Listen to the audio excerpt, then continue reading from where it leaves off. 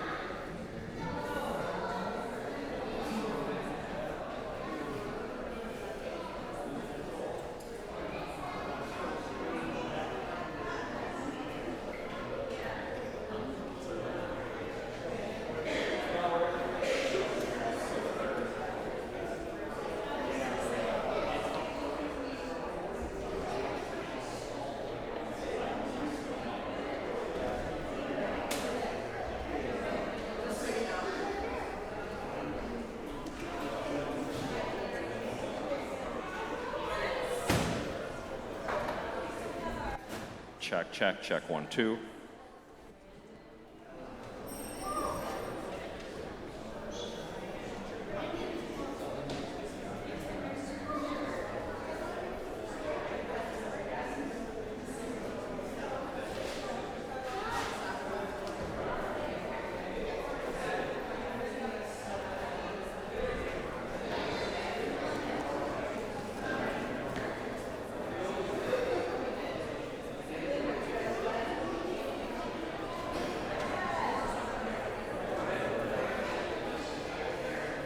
To work well. Check, check, check, 1, 2, check. This is late.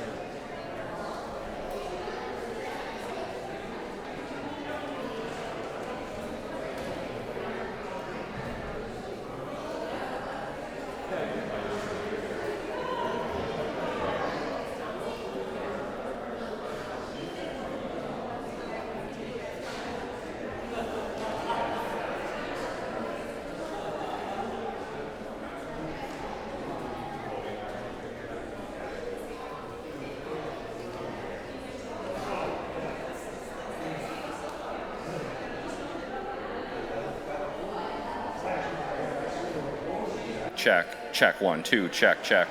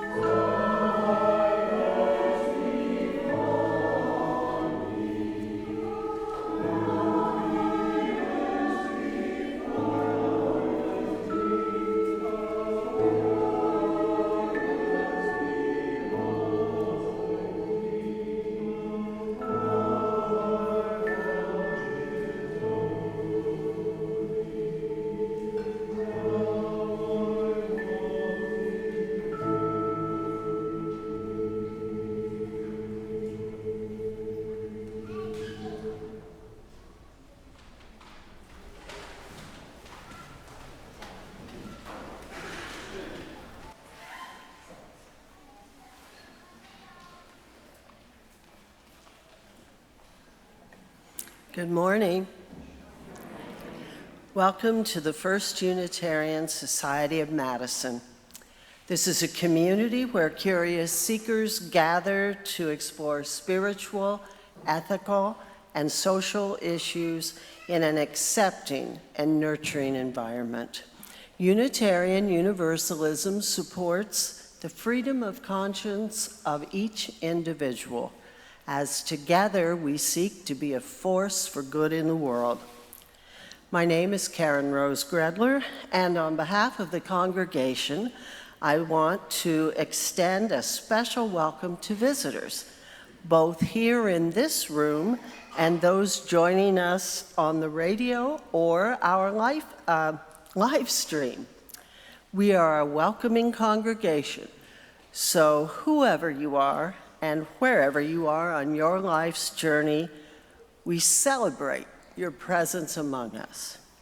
This would be a great time now to silence cell phones as we join together in a few moments of silence for contemplation, meditation, prayer, as we become fully present with ourselves and with one another.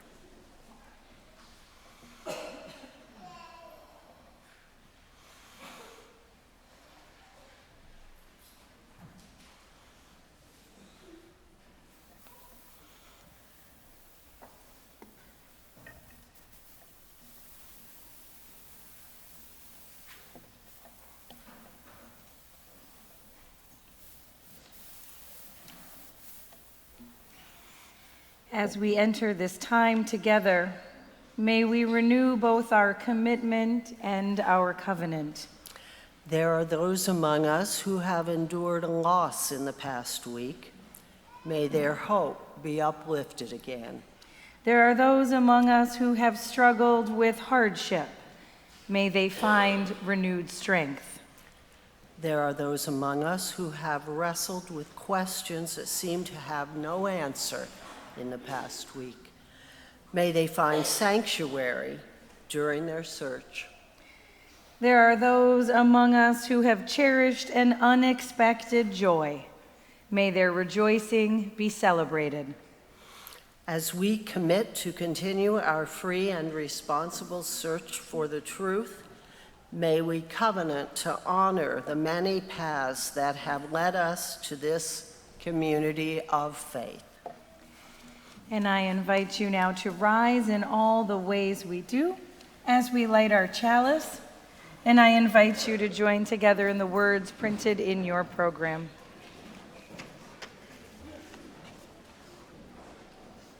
Love is the doctrine of our community. Our faith in each other is our sacrament. Working for justice and living with compassion is our prayer. Reverently, we covenant together to answer the call of love, to heal and not to harm, to share hope with each other and with the world. And I invite you now into our opening hymn, which is number 1010 in the Teal hymnal. We will sing through 2 times.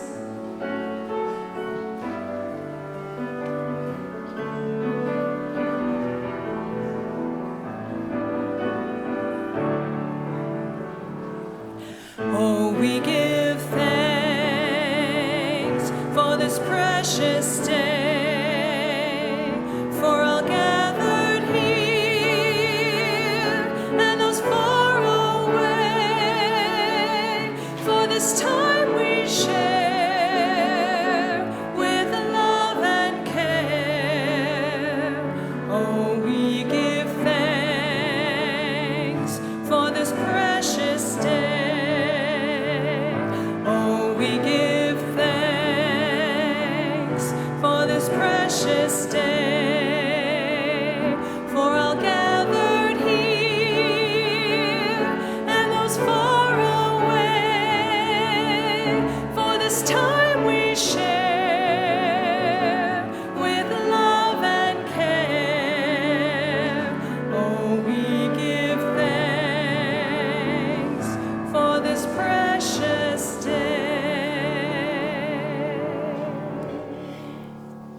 And before you are seated, if you will take a moment to turn and greet those around you.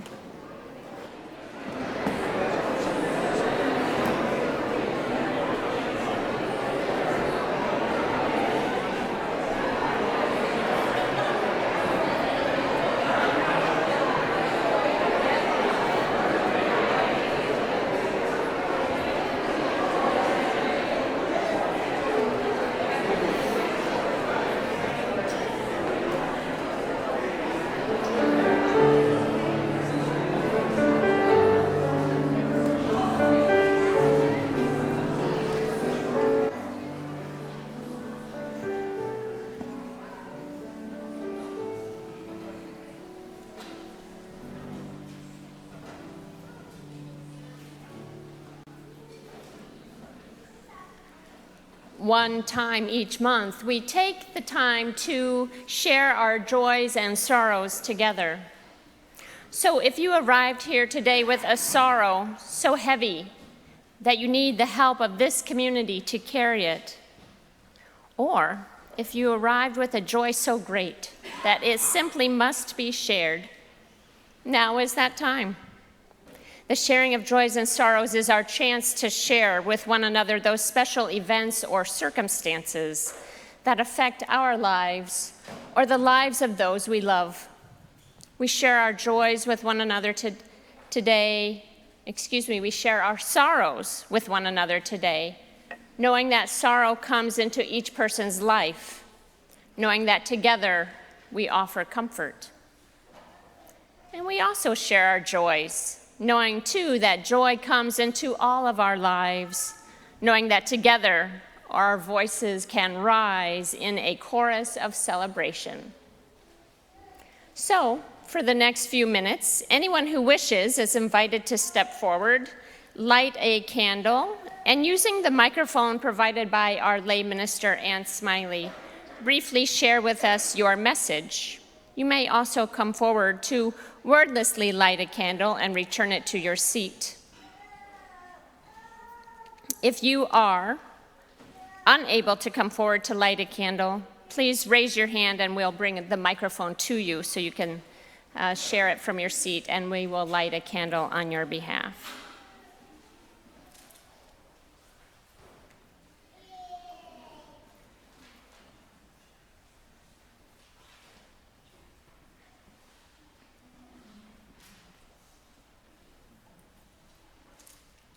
I now open the floor.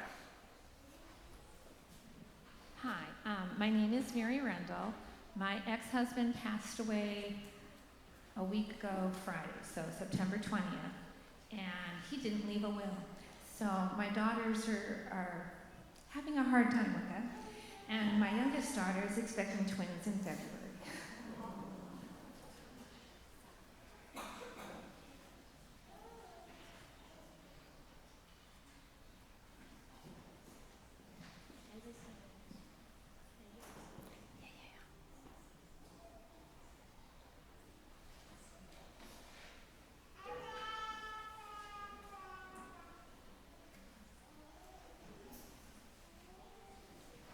Coming up on November 5th, it's going to be my 16th month being tumor-free.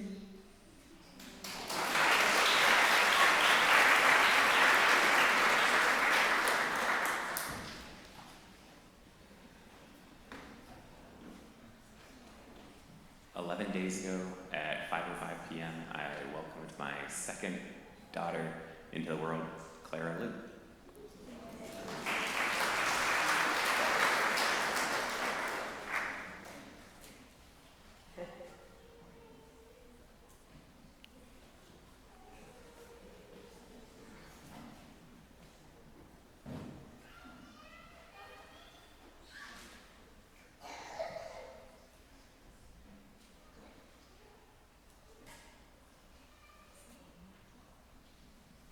Mommy's going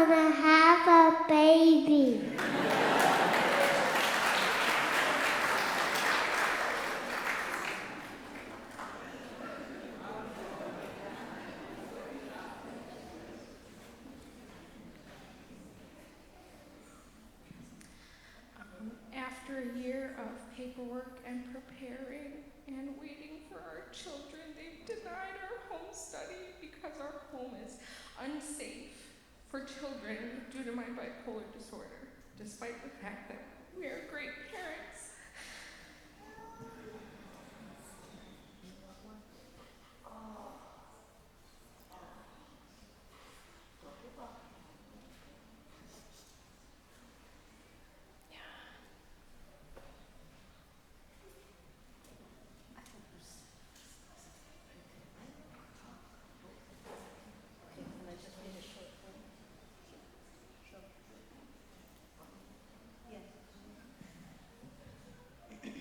My name is Gay.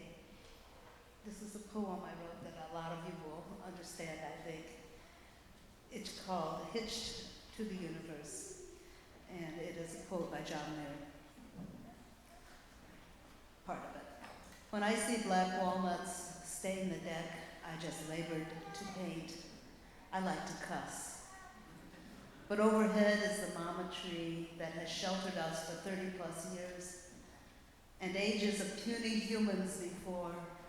Did they pay their kid a nickel a ball? And did the boy fling them over the fence rather than pick up all?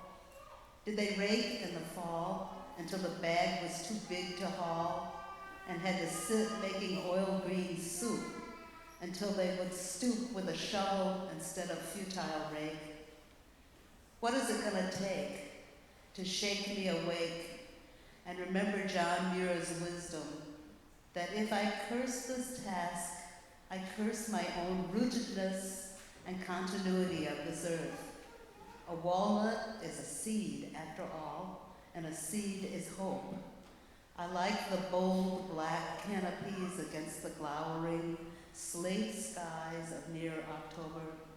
Oh, I even like the pull of the rake. And yes, even the roll of the silly head-beating fruit as they flee before me, little cog in this big, unseen, pulley-driven machine. Thank you.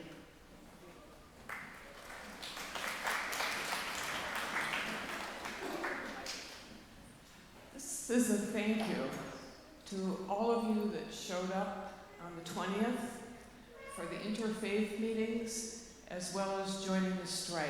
And may we carry this energy forward, not turning our faces away. And also a special thanks to Tim Corden for his unbelievable efforts on the behalf of all of us. Thank you, Tim.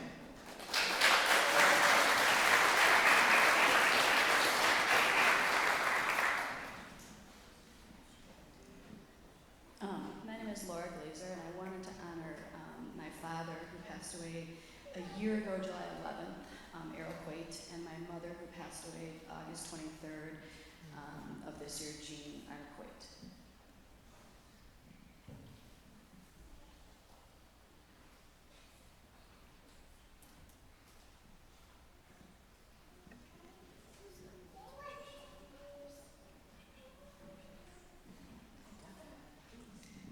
My father would get a giggle out of being at the Unitarian church because he brought up Jewish kind of, but since it's Rosh Hashanah today, I thought it was appropriate, extra special. So happy Rosh Hashanah. Yes.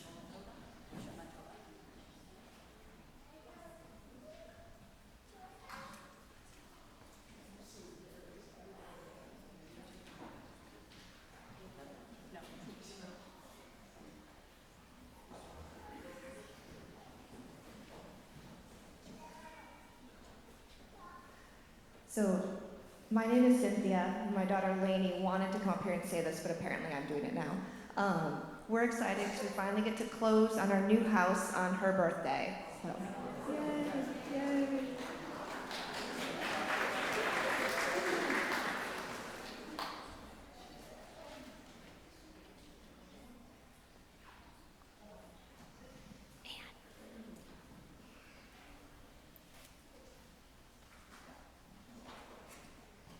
Two days ago, this 70-year-old man became a grandpa to Caleb.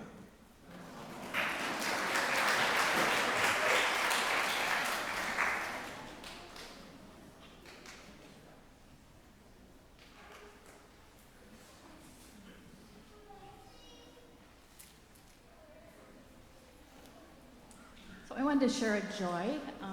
Joy is an hour-long book discussion that I had. I think it's called Google Hangout. Is that right? With my two adult daughters. One lives in upstate New York, and one lives in Minneapolis. This happened yesterday, and it was a discussion about a book of short essays by Ross Gay, which explores kind of the intersection of joy and sorrow in life, and it was just lovely being together with my daughters in this way. So.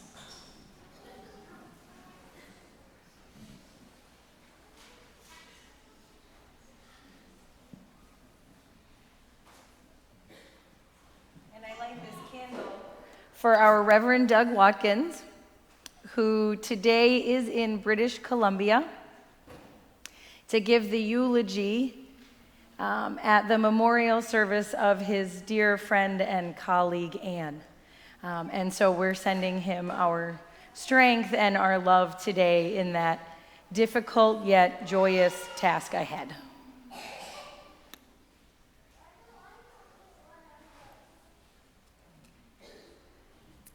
Please light one last candle for all the joys and the sorrows too tender to share that live in the fullness of our hearts.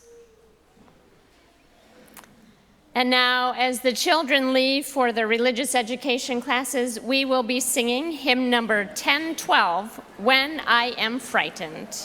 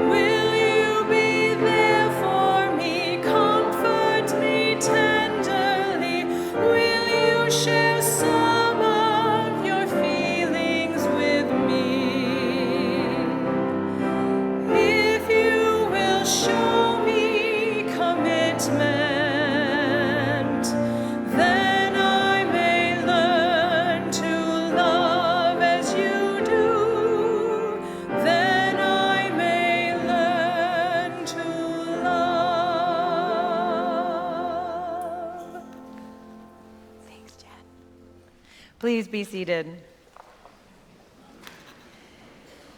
Our reading today from Mark Nepo. In India, he says, there is a story about a kind, quiet man who would pray in the Ganges River every morning. One day after praying, he saw a poisonous spider struggling in the water and cupped his hands to carry it ashore. As he placed the spider on the ground, it stung him. Unknowingly, his prayers for the world diluted the poison. The next day, the same thing happened. On the third day, the kind man was knee-deep in the river, and sure enough, there was the spider, legs frantic in the water. As the man went to lift the creature again, the spider said, "Why do you keep lifting me? Can't you see I will sting you every time? Because that is what I do." And the kind man cupped his hands about the spider, replying, "Because that is what I do." There are many reasons, he continues, to be kind, but perhaps none is as compelling as the spiritual fact that it is what we do. It is how the inner organ of being keeps pumping. Spiders sting, wolves howl, ants build small hills that no one sees, and human beings lift each other, no matter the consequence, even when other beings sting. Some say this makes us a sorry lot that never learns. But to me, it holds the same beauty as berries breaking through ice and snow every spring. It is what quietly feeds the world.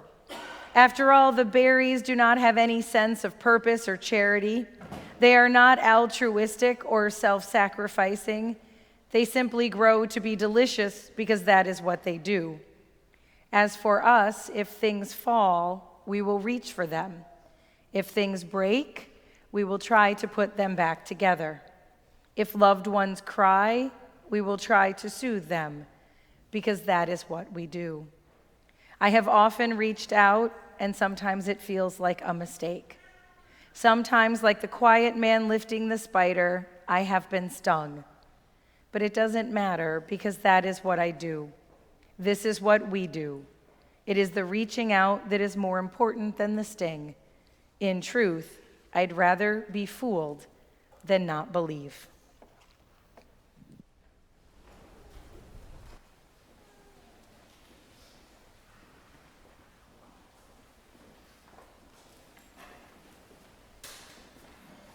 While the choir gets situated, I'll explain what our experiment is today with our anthem. You're going to be watching a video while we sing.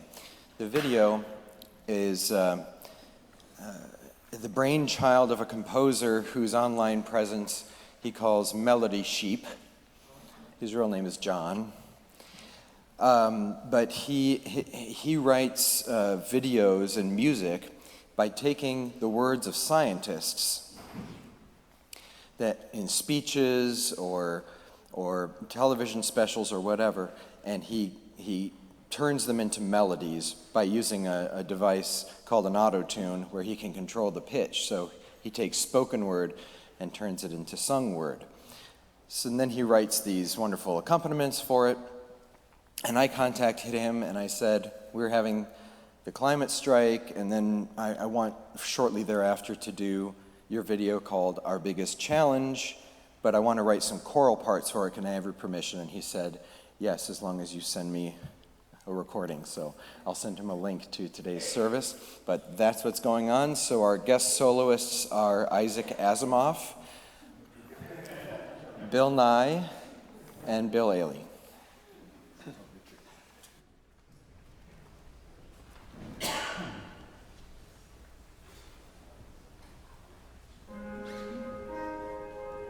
We are a flexible and innovative species, and we have the capacity to adapt and modify our behavior. Now, we most certainly have to do so if we're to deal with climate change. It's the biggest challenge we can yet face.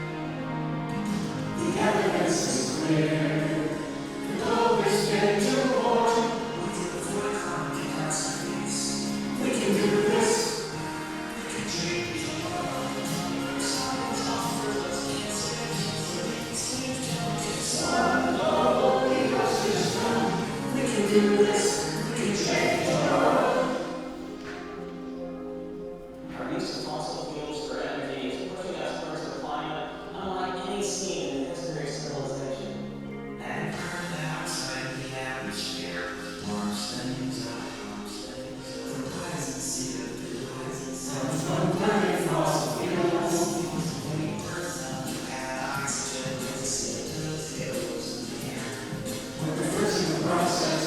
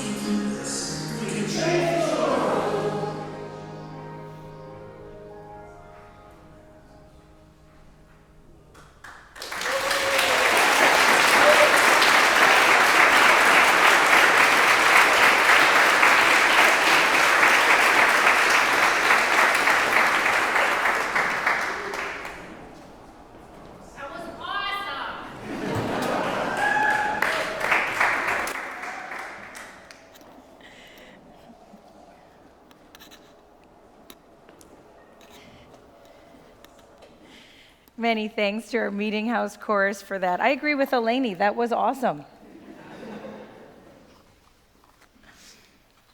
In a work called The Power of Kindness, Piero Ferrucci writes, "There's an Afghan story that tells of a ruthless king who commands and harasses his subjects, showing no care for them, regarding them as pawns without faces. One day while out hunting, he chases a gazelle on and on into unknown places until finally the gazelle disappears. Disappointed, the king, unsure exactly where he is, decides to return home. As he sets out, a dust storm blows up and lasts for 3 days. The king wanders in the terrible blinding dust. When the storm passes, he is lost. Alone in the desert, his clothes torn to shreds, his face unrecognizable, distorted by fear and fatigue. Along his journey, he meets some nomads. When he tells them he is the king, they laugh. Yet they help him, give him food, and tell him the way home. He returns to his palace, but the guards do not recognize him and won't let him in. From behind the gate, the king sees a substitute king, ruling as he did, arrogant and mean-spirited. Bit by bit, the king learns to live in poverty. One day, someone offers him water to drink. Another offers food or shelter or work. And the king, too, helps others. He saves the life of a child in a house fire. He offers food to someone hungrier than he. He manages, but never without the help of others. He comes to see that in life, people must care for each other. He returns eventually to his palace and reigns wisely and kindly. He learned an essential lesson of life. I am not the only one. Other people exist and are like me. We need one another to survive. Now, we do not need to spend days in a blinding desert dust storm to know that this interdependence is the reality of our lives. We know this to be true. As we heard in our reading from Mark Nepo, as for us, if things fall, we will reach for them. If things break, we will try to put them together. If loved ones cry, we will try to soothe them, because this is what we do. In a recent book titled The War for Kindness, Building Empathy in a Fractured World, author Jamil Zaki says that the greatest evolutionary leap that we humans have ever taken is in our development of empathy. That the kindness that is born within us from empathy, this being able to understand the emotions, thoughts, and worries of another, and the desire to ease their pain, is one of the animal kingdom's most vital survival skills. In humans, he writes, empathy took an evolutionary quantum leap. At the dawn of our species, we huddled together in groups of few families. We were not a very impressive lot. We had neither sharp teeth, nor wings, nor the strength of our ape cousins. But over millennia, we sapiens changed to make connecting easier. Our testosterone levels dropped, our faces softened, and we became less aggressive. We developed larger eye whites than the other primates so we could easily track one another's gaze, and intricate facial muscles that allowed us to better express emotion. Our brains developed to give us a more precise understanding of each other's thoughts and feelings. Yet the researchers are telling us that over the past 4 decades, something is happening in the world of empathy, and the news is not good. Empathy, they say, is dwindling steadily, with the average person now 75% less empathic than the people of 1979. So it is no surprise then that civic leaders, poets, pastors are all calling for a return to empathy. There is a lot of talk in this country about the federal deficit, Senator Barack Obama said in a 2006 commencement speech. But I think we need to talk more about our empathy deficit. Obama went on to lament that we live in a culture that discourages empathy, a culture that too often tells us our principal goal in life is to be rich, thin, young, famous, safe, and entertained. A culture where those in power too often encourage these selfish impulses. According to him, recovering empathy is critical to healing our nation. Modern society is built on human connection, and our house is teetering. The philosopher Jeremy Rifkin put it in stark terms, saying the most important question facing humanity is this: can we reach global empathy in time to avoid the collapse of civilization and save the planet? Empathy, Zaki tells us, is not a superpower. It is not something that's bestowed upon some of us and not others. It is a regular old power, like being strong, agile, or good at puzzles. Some people may be predisposed to be stronger at it than others, but it is up to each of us to work that empathy muscle. The more we practice, the stronger we will be. It is in communities such as this in which we can practice, in which those empathy muscles strengthen with each act of reaching out, remembering that we are in this together, that we need one another to survive. James Vila Blake, a Unitarian minister in Chicago in the early 1800s, wrote words that are familiar to many of us. Love is the spirit of this church, and service is its law. This is our great covenant, to dwell together in peace, to seek the truth in love, and to help each other. As Doug mentioned last week, covenants such as this hold our free-thinking communities together. Our congregations descending from New England Puritans of the 1600s.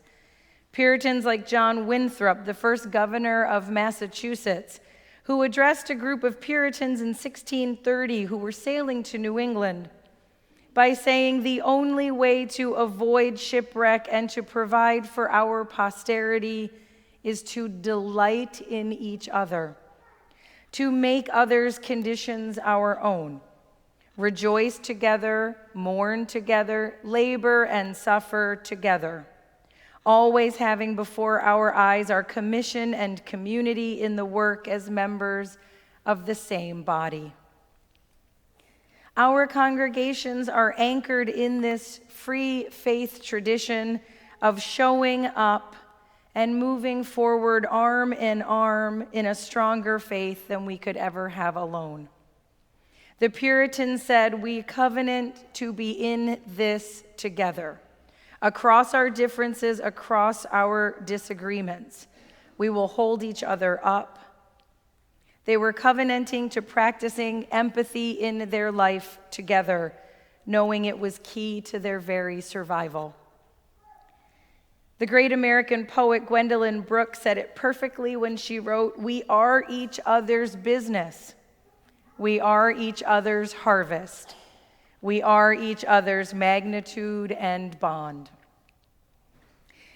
The development of empathy has been an ongoing discussion in our home recently, as Dan is in his first year of a new job, being a school bus driver.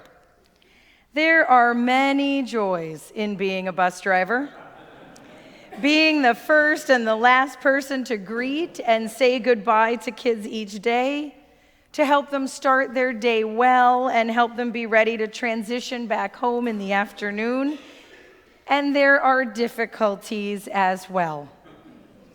In his training on the first day, his supervisor said, "You aren't just a driver, you know. You have to remember you are part teacher, part police officer, and part therapist as well." Now, one thing he's been trying to do is to learn something about each child who rides on his bus. It's been particularly important in developing relationships with kids who struggle with following those pesky behavioral norms. Telling kids to stay in their seat 100 times over, or reminding them of what language isn't appropriate for the bus again and again. Reminding them of rules and expectations, it just wasn't working. So he decided that he wanted to learn something about each child, to try to see a little of what makes them tick on the inside, find out something they're interested in, something they love. Then he can make some headway. If he knows a child loves to sing and even works at home at night to write song lyrics, when that child is struggling, he can ask them to come to the front of the bus and to sing or to share lyrics of a song he wrote. If he can see a little bit of who they are on the inside, then he can figure out ways to support them and help them succeed, to remind them that they are interesting and complex, that someone cares about them, that they are more than a behavior plan on a piece of paper. My colleague, the Reverend Amanda Pape, writes, "I had no idea what to expect from my first trip to Disney World this summer, but I left with lots of impressions.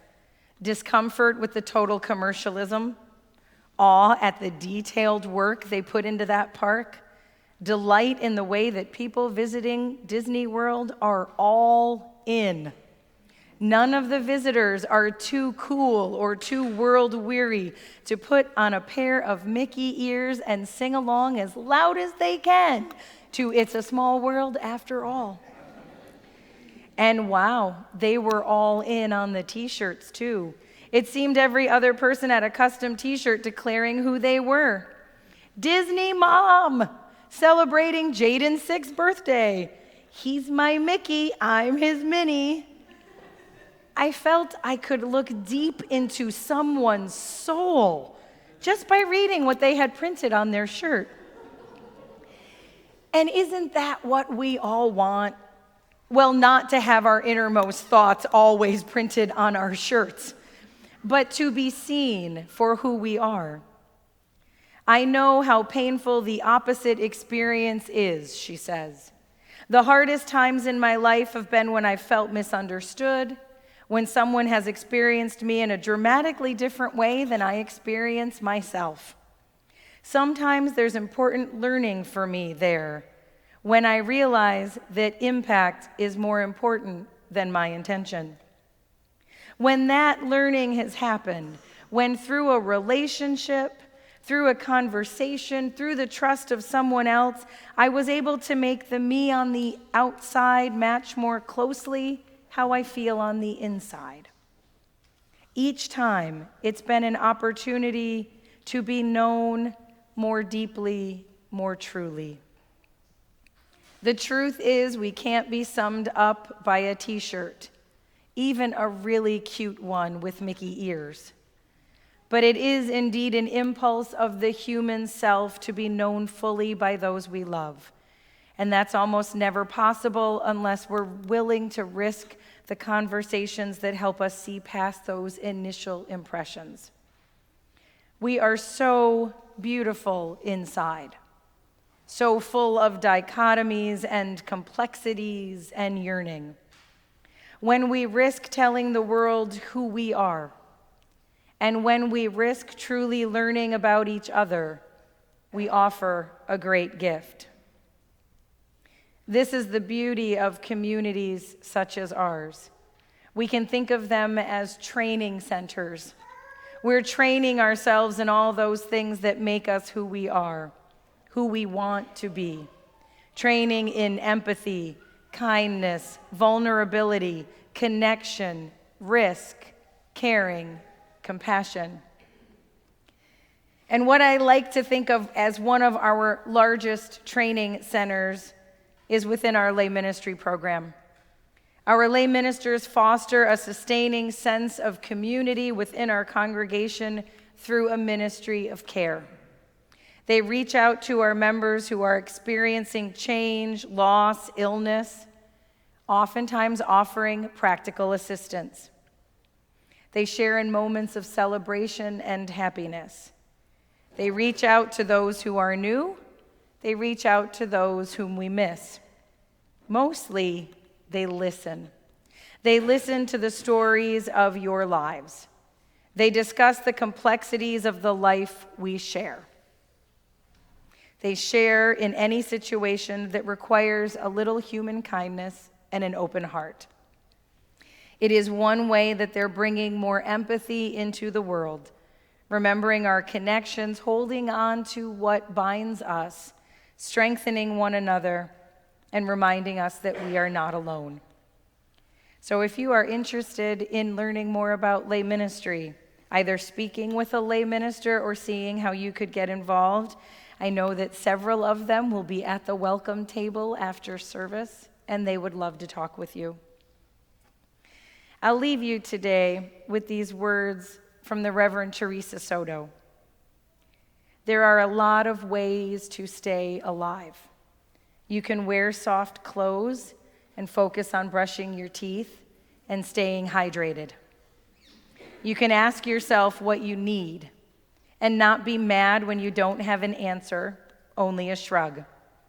You can breathe in, and then with great care, you can breathe out, taking this thing one single breath at a time. You can give yourself a chance. Remember not only your mistakes, but also all the ways that you matter. From eyelash to shoelace, you matter. You matter when you are sad, when the world is heavy, like wet laundry dragging from your arms. You matter when you are angry, and you use your teeth like welded prison bars to keep the words that might cause harm from escaping your lips. There are many ways to stay alive. You can come heart wrapped in several layers of foil, mashed into a plastic box with an ill-fitting lid, to a place where people say your name like it is good news. You can always fight your way toward freedom. I recommend that you decline the option of struggling by yourself. There was this wise ruler who said once that by ourselves we are each unprotected, but two people together can face the worst, the failure, the heartbreak, the upending of the worlds we hold in our hearts.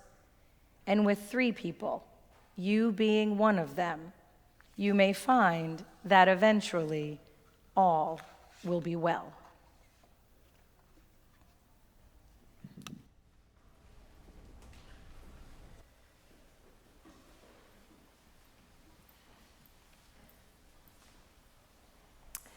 Every week we take an offering during our worship service to make a community expression of thanks for the blessing of abundance, to visibly bring in the harvest of our lives. Our offering says that the act of giving is as essential to our spiritual well-being as anything else we do here. Our outreach recipient this week is Planned Parenthood of Wisconsin. You can find out more about their good work in the red floors. Our offering will now be given and received in the spirit of grateful fellowship.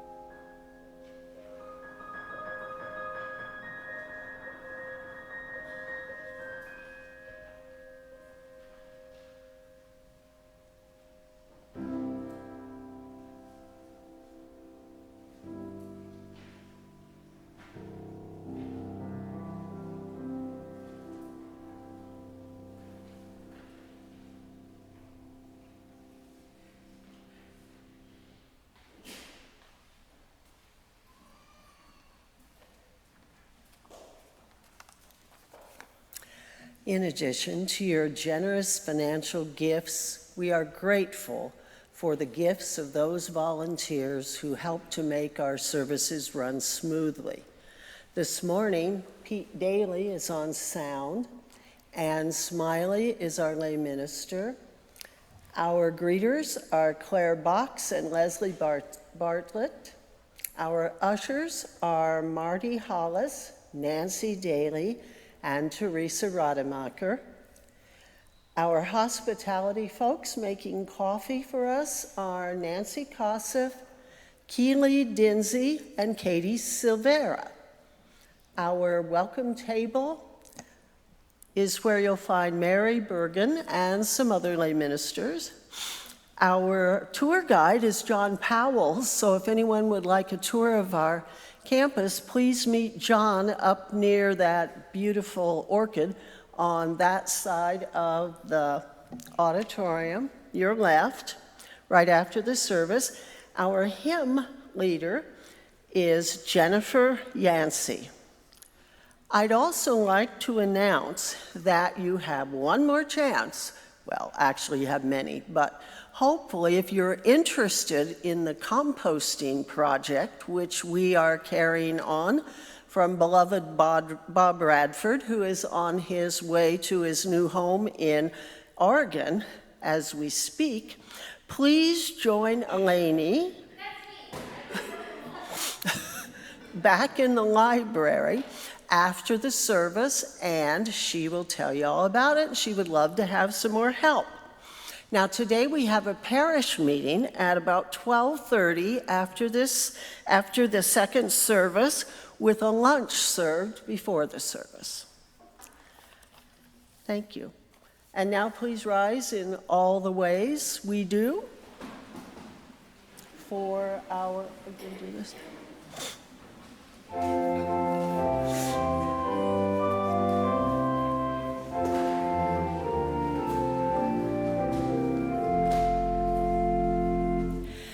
Just as long as I have breath, I must answer yes to life. Though with pain I made my way, still with hope I meet each day. If they ask what I did well, tell them I said yes to life. Just as long as vision lasts, I must answer yes to truth. In my dream and in my dark, always that elusive spark. If they ask what I did well, tell them I said yes to truth. Just as long as my heart beats, I must answer yes to love. Disappointment pierced me through, still I kept on loving you. If they ask what I did best, tell them I said yes to love. We leave here blessed by our connections to one another, to the Spirit of life. Walk lightly that you see the life below your feet. Spread your arms as if you had wings and could dance through the air. Feel the joy of the breath in your lungs and the fire in your heart. Live to love and be a blessing on this earth. We extinguish our chalice, keeping its light and message of love and justice in our hearts, taking it outside these walls to the world we live in until we are together again. Blessed be, go in peace, and please be seated for the postlude.